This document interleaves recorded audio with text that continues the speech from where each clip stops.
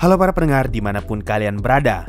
Kali ini saya pengen bahas profil dari Azut Del Aindra, penjelasan mengenai armor Gundam yang dia miliki, dan sejak kapan dia punya hubungan dengan Platinum Dragon Lord. So langsung kita bahas. Nama Azut pertama kali diperkenalkan di volume 5 chapter 2, yang mana kalau di anime ada di season 2 episode 8 ketika Climb bertemu dengan Evil Eye dan Gagaran. Di sini kita diberitahu kalau Azut adalah paman dari Lacus. Azut juga pernah disinggung oleh Lacus ketika Lacus sedang sibuk bertarung melawan iblis di volume 6 chapter 11. Setelah ini, Azut tidak pernah disebutkan lagi. Hingga akhirnya rilislah volume 14 dengan memperkenalkan seperti apa wujud, sifat, dan kekuatan yang Azut miliki.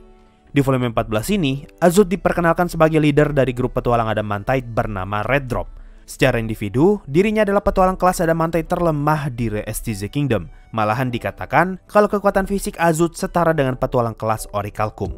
Hal yang menjadikan dirinya bisa menjadi sangat kuat hingga setara dengan petualang kelas Adamantite adalah armor milik dia yang disebut dengan Reinforced Armor. Kalau dari sifat, Azut bukanlah orang baik namun bukan pula orang jahat. Informasi ini kita dapatkan dari Lacus ketika dia hendak bertemu dengan pamannya. Ilustrasi ini adalah saat dimana Lacus dan Blue Rose bertemu dengan Azut setelah sekian lama. Terlihat kalau Azut sedang dikelilingi oleh dua orang perempuan dan Lacus terkejut melihat pamannya dalam kondisi seperti ini. Sekilas, ilustrasi ini seakan memperlihatkan kalau Azut adalah orang yang brengsek dan suka mempermainkan wanita. Tapi ternyata, Azut hanyalah orang yang dalam tanda kutip bebas. Seperti perkataan Lacus, dia bukanlah orang jahat tapi bukan pula orang yang baik. Dia hanyalah orang yang ingin melakukan apa saja yang dia mau tanpa peduli penilaian dari orang lain. Bahkan dia pun tidak peduli jika keponakannya Lacus melihat dirinya yang sedang bersenang-senang dengan para wanita. Azut adalah tipe orang yang sangat logis dan realistis. Ditambah dengan sifat bebasnya, benar-benar membuat dia tidak mau terbebani oleh orang lain. Hal ini bisa kita lihat ketika dia menolak permohonan Lacus yang meminta dirinya untuk membantu Blue Rose melawan invasi Sorcerer King pada saat perang nanti. Azut tahu kalau dia tidak mungkin bisa menang melawan Sorcerer King, apalagi dia tidak tahu seberapa kuat sosok Sorcerer King ini. Tapi hal yang aneh terjadi ketika dia sama sekali tidak ragu untuk memprovokasi musuh yang lebih kuat dari dirinya, yaitu saat Azut memprovokasi Black Scripture yang mencoba datang merekrut dia. Tapi sekali lagi, sebagai orang yang logis, Azut memiliki alasan kenapa dia sampai berani melakukan hal ini.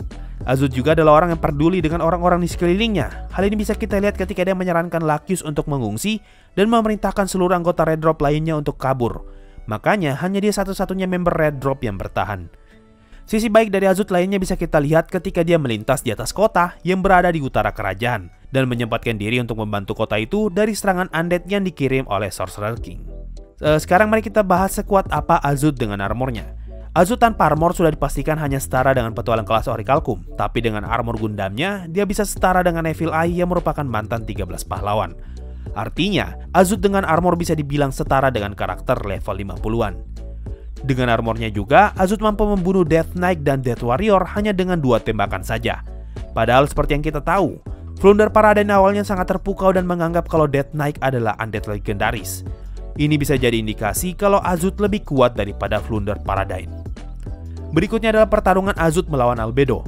Dari sini kita bisa melihat kalau kecepatan terbang armor Azut mampu menyamai kecepatan terbang Albedo. Karena sempat terjadi adegan kejar-kejaran dan Albedo merasa dirinya tidak cukup cepat untuk bisa mengejar Azut.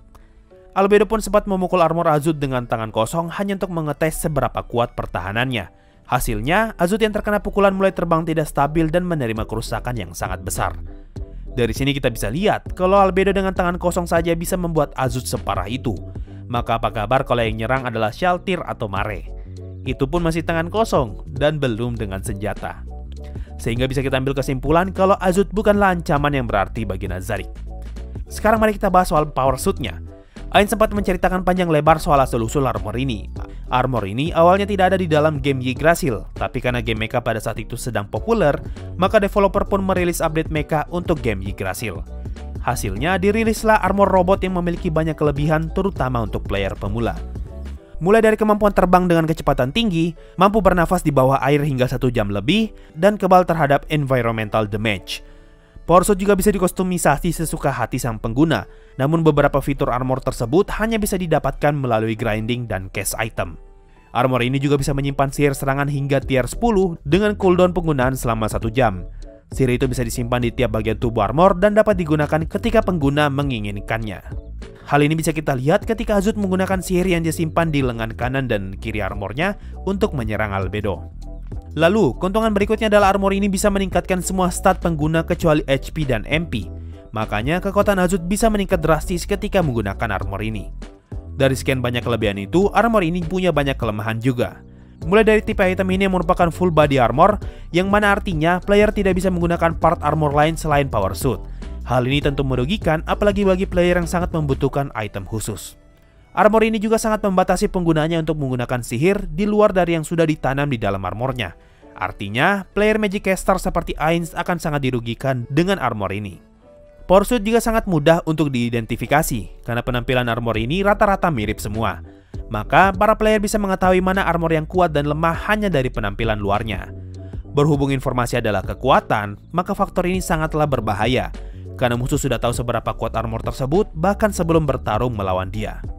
Lalu, armor terkuat yang tercatat di dalam game hanya setara dengan karakter level 80. Atas dasar inilah, Ainz mengatakan kalau Power Suit bukanlah ancaman bagi Floor Guardian, tapi akan sangat berbahaya jika melawan Pleiades. Saking lemahnya armor ini, Ainz mengatakan kalau senjata tier legendary class mampu mengalahkan pengguna Power Suit dengan gampang. Dengan semua kelemahan tadi, membuat player dengan level maksimal sangat tidak tertarik untuk menggunakannya. Namun, ada seorang saprimbing bernama Amanoma Hitotsu merasa armor ini akan sangat berguna untuk membuat player tipe crafting seperti dia bisa menjadi cukup kuat untuk ikut bertarung. Hasilnya, dia mencoba menantang Pero Roncino dalam pertarungan 1 versus 1 dan berakhir dengan kekalahan telak. Setelah kejadian ini, Power Suit tidak pernah dipakai lagi dan dianggap tidak berguna. Nah, dari penjelasan Ainz ini, kita bisa tahu kalau armor milik Azud sama sekali tidak ada harganya di mata Ainz. Sampai-sampai Ainz lupa kalau Nazarick punya beberapa armor seperti itu di ruang harta. Oke, itu tadi adalah profil singkat Azud dan seberapa kuat dia dengan armornya. Sekarang yang pasti jadi pertanyaan di kepala kalian, kok bisa dan sejak kapan Platinum Dragon Lord membentuk kerjasama dengan Azud? Untuk menjawab hal ini, kita perlu flashback dulu dan mengumpulkan beberapa clue yang sempat Maruyama berikan. Mulai dari season 1 ketika Platinum Dragon Lord secara tidak sengaja bertemu dengan Shaltir yang sedang dalam kondisi tercuci otak. Lalu Platinum Dragon Lord memilih mundur dari pertarungan itu. Kemudian di season 2 episode 1 ketika Rigrid bertemu dengan Platinum Dragon Lord atau kalau di novel ada di Intermission volume 7. Di sini Platinum Dragon Lord meminta Rigrid untuk mencari tahu tentang item yang ada hubungannya dengan Yggdrasil. Dan salah satu item yang disebut adalah Reinforced Armor milik Red Drop. Lalu, ketika penyerangan Jaldabaoth terjadi di volume 6 atau di akhir season 2, kita diberitahu kalau Kingdom mencoba menghubungi Red Drop dengan menggunakan sihir message. Namun Red Drop pada saat itu tidak sempat untuk kembali karena sedang melakukan misi rahasia di Arkland City Council. Oke, itu tadi adalah beberapa clue yang sudah muncul sebelum volume 14. So, mari kita urutkan. Semua bermula di akhir season 1 ketika Platinum Dragon Lord secara tidak sengaja bertemu dengan Shaltir dan memilih untuk tidak bertarung lebih jauh melawan dia. Lalu memasuki season 2 awal, terlihat Rigrid yang datang mengunjungi Platinum Dragon Lord di dalam kastil terbang Arienteu. Kedatangan Rigrid pada saat itu adalah untuk membahas mengenai guncangan dunia yang terjadi setelah 100 tahun berlalu. Di sini Rigrid dan Platinum Dragon Lord sama-sama sepakat kalau guncangan kali ini bukanlah pertanda yang baik, tidak seperti kemunculan pemimpin mereka dulu. Lalu, Platinum Dragon Lord mengingat pertemuannya dengan Shaltir yang sepertinya berhubungan dengan topik ini. Akhirnya, Platinum Dragon Lord pun meminta tolong Rigrid untuk mencari tahu tentang segala item yang bisa mengimbangi Guild Weapon, terutama item yang berasal dari Yggdrasil. Nah, salah satu item yang disebut pada saat itu adalah Reinforced Armor milik Red Drop. Jadi, mulai dari sini, tugas Rigrid sekarang adalah untuk mengelilingi dunia dan mencari para pemilik item Yggdrasil. Pencarian Rigrid pun dimulai dan target yang ditemui salah satunya adalah Red Drop. Setelah itu, Red Drop diminta untuk pergi ke Arkland City Council agar bisa bertemu dengan Platinum Dragon Lord. Artinya, ini adalah momen pertama kali Azud bertemu dengan Platinum Dragon Lord. Ini berdasarkan informasi di volume 6 yang mana dikatakan kalau Red Drop sedang berada di Arkland City Council untuk melakukan misi rahasia dan tidak akan sempat membantu melawan penyerangan Jaldabaoth. Dari sini kita bisa beranggapan kalau Platinum Dragon Lord sedang bersiap mengumpulkan kekuatan untuk melawan bencana besar yang akan terjadi. Kalau selain dekorasi mengumpulkan para adventure kuat, maka Platinum Dragon Lord dan Rigrid mengumpulkan para pengguna item Yggdrasil di Arkland City Council. Makanya, ketika Red Drop dihubungi, mereka berkata sedang melakukan misi rahasia. Karena jika saja Arkland City Council ketahuan sedang mengumpulkan kekuatan, maka tentu saja akan menjadi berita yang sangat besar. Ini juga menjelaskan keberadaan Red Drop yang tidak pernah terlihat sama sekali karena sampai pertengahan volume 14, seluruh anggota Red Drop masih berada di Arkland City Council. Tindakan Azud yang menyelamatkan Enauru adalah bukti kuat kalau dia berada di Arkland City Council hingga pertengahan volume 14. Buat yang nggak tahu, Enauru adalah nama kota yang Azud selamatkan.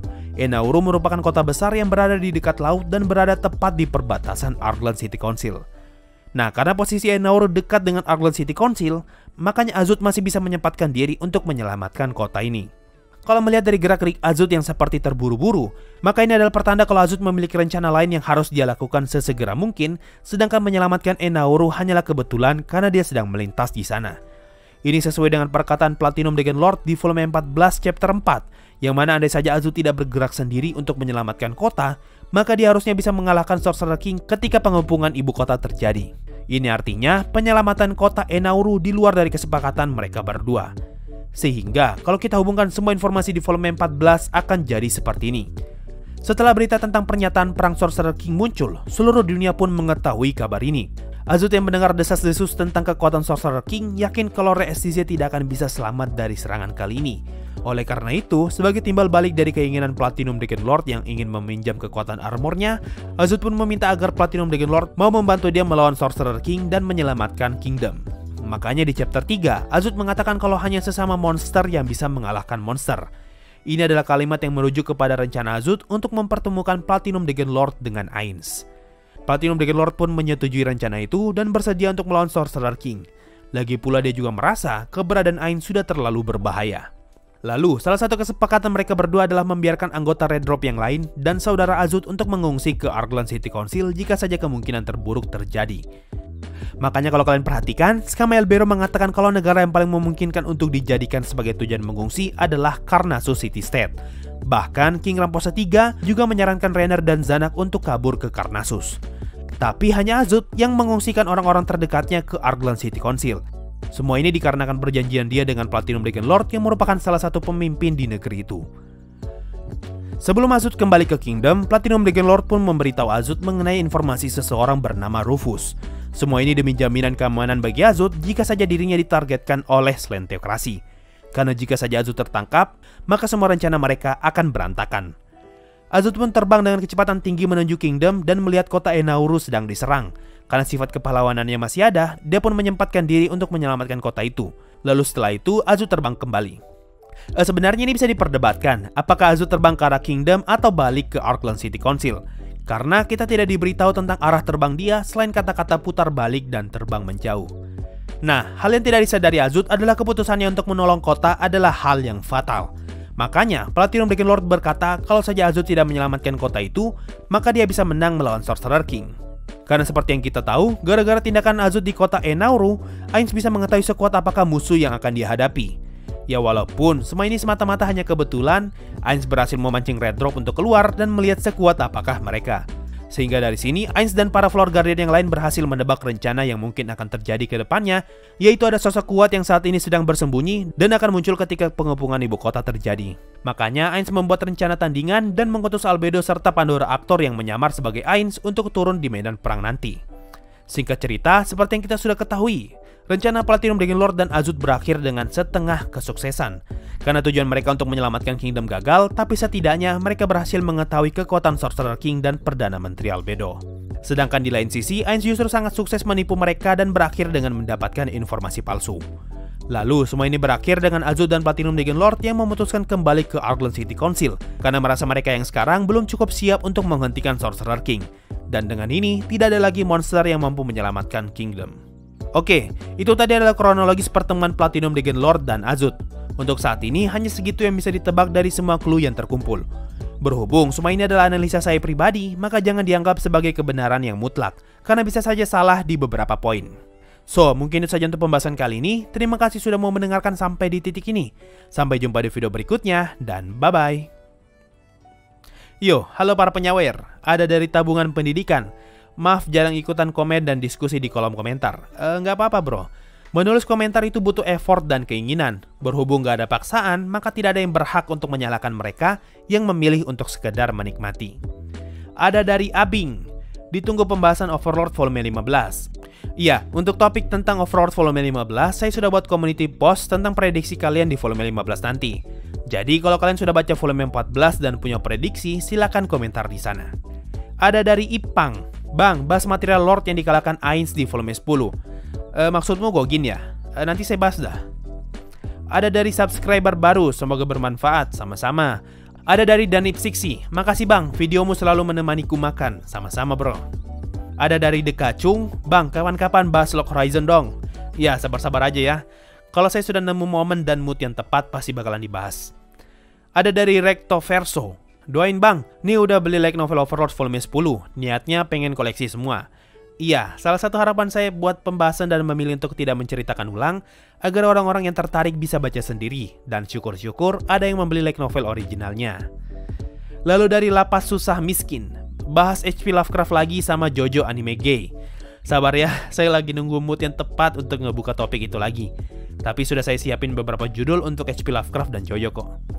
Dan terakhir dari Ayan Goreng, bang, kabar kalau Lakius dihianati Blue Rose itu benar apa enggak? Oke, spesial buat kalian yang nonton sampai sekarang, saya bakal cerita agak panjang tentang topik ini. Satu hal yang pasti, kabar Lakius dihianati itu hoax. Kalau ada orang yang percaya Lakius dihianati, maka bisa dipastikan dia tidak baca volume 14, atau setidaknya dia tidak baca dengan teliti. Alasan kenapa hoax ini bisa muncul, karena ada hubungannya dengan Hitori Sama, si translator Overlord dari bahasa Cina ke bahasa Inggris. Kalau kalian baca novel di internet, pasti ada tuh tulisan chapter 1 part 1, part 2, part 3, dan seterusnya. Nah, orang ini sengaja potong translasinya tepat di saat cliffhanger terjadi, yaitu saat Gagaran dan Tia menyerang Lakius dengan cara ditusuk dan dipukul. Nah, karena part ini berhenti tepat di saat kejadian ini terjadi, maka selama dari part ini rilis hingga part berikutnya rilis, orang-orang di forum menjadi sangat heran kenapa Gagaran dan Tia melakukan itu, sampai muncullah kabar kalau Lakius dihianati.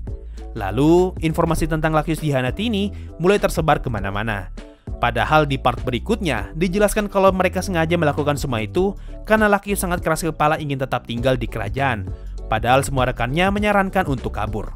Berhubung tidak ada cara lain, maka semua orang sepakat untuk membuat Lakius pingsan dengan cara diracuni dan dibuat kehabisan nafas. Lalu setelah itu mereka pamit kepada Renner dan kabur ke arah tenggara. Intinya pada saat itu forum Overlord kena troll dari si translator.